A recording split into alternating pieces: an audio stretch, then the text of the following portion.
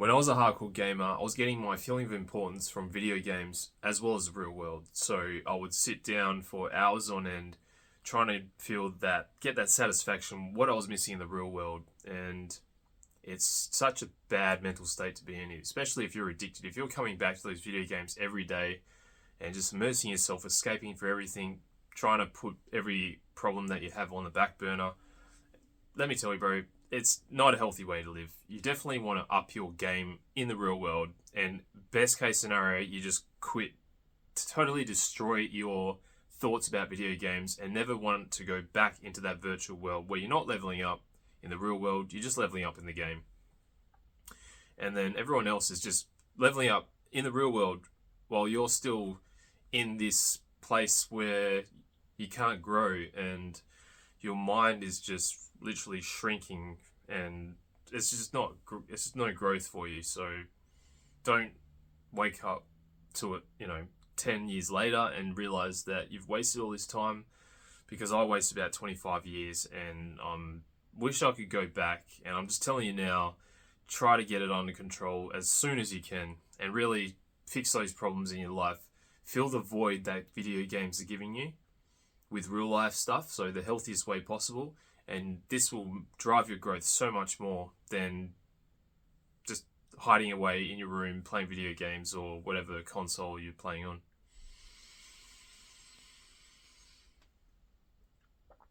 So when I said filling the void of video games, so video games give you a sense of like achievement, they give you competition, storytelling, nostalgia, could be puzzle solving, even social. I mean, the socializing aspect of video games isn't really like a real socialization. It's just through the voice. So it's like talking to someone on the phone, and you're normally just talking about the game. You're not actually interested in each other. You're not like asking people interesting questions. You might have, some conversations of real world stuff, but if you're just playing the game with people, chances are you're talking about the game most of the time. And if you even weren't playing the games with these people, would they even still be your friends? Most likely they wouldn't, in my experience, and from a lot of other people's experience. So just know that you're not really getting a proper social interaction. You can't see like visual cues, can't see their eyes, you can't see how they're reacting to how you're talking, and it's incredibly hard to get a real social connection through just talking through the phone, Discord, whatever, same thing. So to really achieve fantastic stuff in life, you want to have a purpose. You want to have something to drive yourself every day. Especially important is also to have a schedule.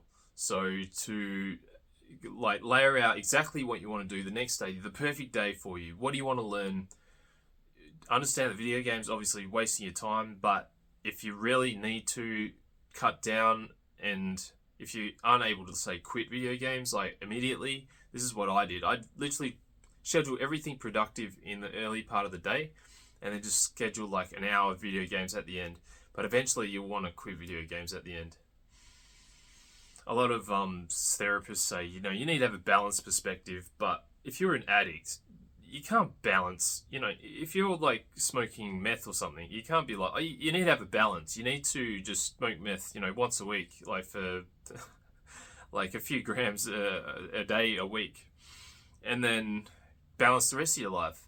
In my opinion, video games, you play them for an hour, your brain is still hijacked for another couple of hours, and you can't focus on tasks because you're getting these thoughts always coming in your mind, like what build should I play, how to min-max my character, how do I farm this map, am I ready to take on this boss, am I strong enough, do I need to buy this gear, where I'm going to get this gear from, blah blah blah. It's just pointless bullshit in your brain that's just fogging up your mental clarity, and you just can't think, focus, or just be really present even when you're talking to people in the real world, and especially on your work or your tasks that you're trying to accomplish. So it's very important to find friends that aren't video gamers when you do quit video games, and just know that once you find a fantastic group of friends, they're going to give you good challenges. They're not going to put you down like fucking degenerate assholes. You want to find good friends there. This might take a while, and it's certainly taking me a while I've been off video games for about 10 months now. I've made some, like, reconnected with some great people, but because my social skills aren't the best, I'm always learning, I'm always leveling up. That's how I look at it. Just like, if you're going out in the world socializing, you say the wrong thing, you're literally getting XP. It's just not a lot of XP. So you might say the wrong thing to someone, to a girl perhaps, you're just getting 1 XP instead of saying the right thing, you're getting 100 XP. So it's always leveling up. You always want to experience socializing because you're just getting better all the time. It's like anything. It's like talking on camera, playing a game. Like, if you've never played a game before, you're going to be shit at it. You need to keep playing it. Like, once you're addicted to the game, shit, you're like, you're a pretty top tier player, right? But it's such an unhealthy addiction because you're, like I said, you focus and it just detracts away from you self-improving. You're constantly thinking about these games. You've got no time to improve yourself. There's no time to optimize your life. There's probably no time to even clean up your room. Like, if you look around, if you're an addict, bro, you've got plenty of things to do, but you're just looking at the screen, clicking your mouse and keyboard, looking at pixels on the screen, and escaping. Basically, you're focused on the game and everything else just withers away.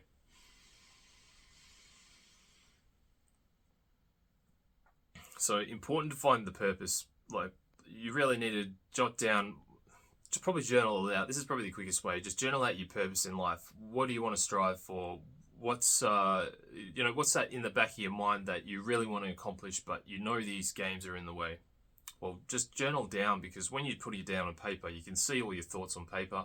It becomes more of like a clearer picture. It's like you start a job, you're not sure if you like it, but when you start doing the job, you might like it or you might hate it. You just don't know until you actually do it. So journaling out is a fantastic way to just put your thoughts out on paper and sort of deconstruct where your purpose is in life. Fantastic habits to get into is doing meditation. So just like video games, it's a practice of focusing. So when you're focused, everything else just melts away and you get happier. And there's so many more benefits of meditation, like you increase your focus, your mood, just your presence with people. You can, you get like a sense, basically a lifted mood, and everything else in your life basically gets enhanced by meditation. So it's such a fantastic thing. Obviously, when you're starting out, it's going to be hard, just like anything. You probably only be able to do a few minutes every day. But eventually you want to work up to about 20 minutes, because that's when you get a fantastic level of focus, like mental clarity, happiness.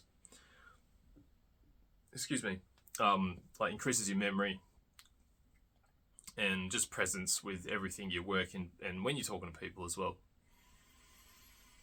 And also try to incorporate practices of gratitude, because gratitude makes you happier and everyone wants to be happier. So there are 3 things that I do that I think are probably the most important after watching like people who are talking about scientific studies, Andrew Huberman.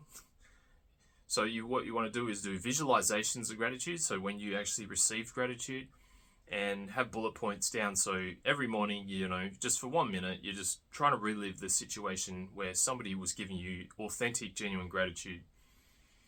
And also do letters of gratitude. So it's basically write a letter to someone saying, thank you, Mum, for bringing my washing every day and doing the cooking, looking after my kids. You just basically write a letter to someone you honestly want to give to them. Another thing is journaling, gratitude journaling. So basically, what do I feel grateful for today? And then just put 1, 2, 3, 4, just 1, grateful for my bed, my comfortable bed. I'm grateful for ears so I can hear. I'm grateful for nature. I'm grateful for this beautiful view. I'm grateful for the fresh air that I can breathe every day. And then just journal that out. Literally 3 things, 3 minutes. You can also do meta visualizations, but there's so many things you can do, but I found those 3 are pretty key.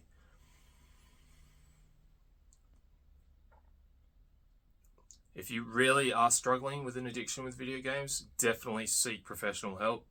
See a counselor who specializes in behavioral addiction, or preferably video game addiction.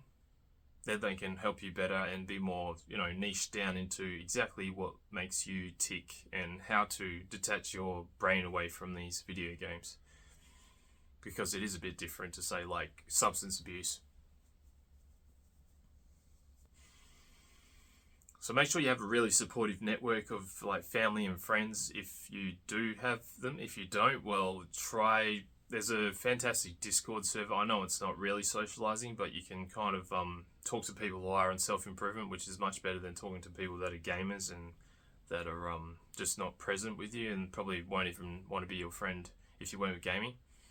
So definitely level up your social skills. You know, there's so many websites you can, like meetup.com, if you want to find someone to date, you know, use the dating app. Read a book called How to Win Friends and Influence People by Dale Carnegie, best self-help book, best socializing book.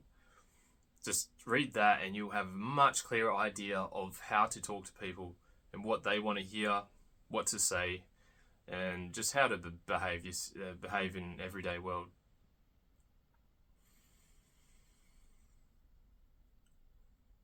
So once you get off video games, just prioritize your self-improvement, optimize your life, just become the best version of yourself. You'll just become happier. You won't get mental depression, you know, all those mental like anxiety. You won't be so anxious. You won't, because you're not so self-isolated all the time.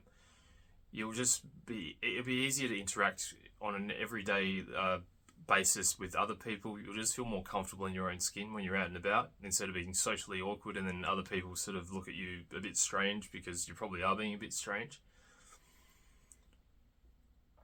So quitting video games should be one of the best priorities because they are bad for you. So yeah, video games are just a temporary validation. You know, if you're getting your feeling of importance from there, well, it's just bad for you. Just know that. And try to reshape your identity as not a video gamer. Fantastic book again, Psycho-Cybernetics, that rewires your brain to be who you want to be. So you might see yourself as a video gamer right now. Well, you want to see yourself as someone who's successful in the real world. And that will help bolster up your confidence and mood and self-esteem to really be the best version of yourself in the real world. And then you can head towards your goals and, you know, achieve your purposes and find out what actually makes you fulfilled in life. If you're interested in a premium package I've got that helps you enjoy life without video games and helps you be successful in the real world, well, just do a video call with me. Click the link in the description and we'll see if we're a good fit. Love you, bro.